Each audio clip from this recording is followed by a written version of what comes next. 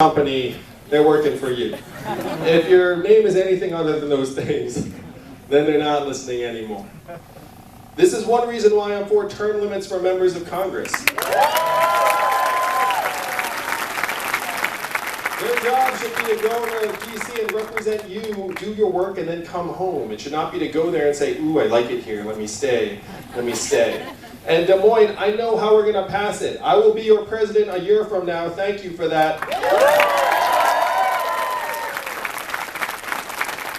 And then I will go to Congress and say, hey, we should have 12-year term limits. Both houses would make it much more dynamic and responsive. But current lawmakers are exempt. Do you think they'll pass that? Oh yeah, they passed out the next day. They would say, we do this for the American people.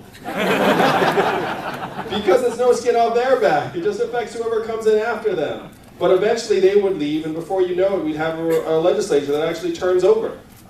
The biggest problem is that the companies and their lobbyists have a stranglehold on government. We need to flush out the lobbyist cash. Now, the ordinary Democratic talking point on this is we have to overturn Citizens United, get dark money out of politics. But Des Moines, I'm going to say what we all know. The companies ran the government before that ruling. So we have to go bigger.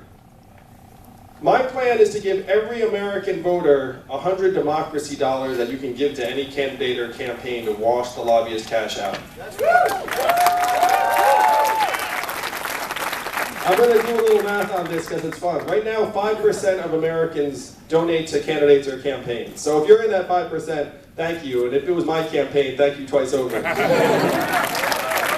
If you donate to someone else's campaign, you have to donate that amount more to me. So, kidding. So what percentage of Americans do you think would donate to a political candidate or campaign if you had $100 free? Use it or lose it each year. Just like you had to decide who you like. What percentage? 40, 50, 70. Someone at another event said 100, and I was like, there's no way you get 100% of Americans to do anything.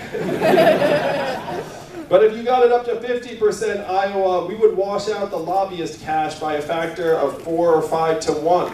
Because if you get 10,000 Americans to give you 100 democracy dollars, that's $1 million. And then if the lobbyist comes and waves 60 or 70,000 at you, you say, like, I don't want to touch it because the people will notice, they'll get mad at me, and I depend upon them to actually finance everything I do.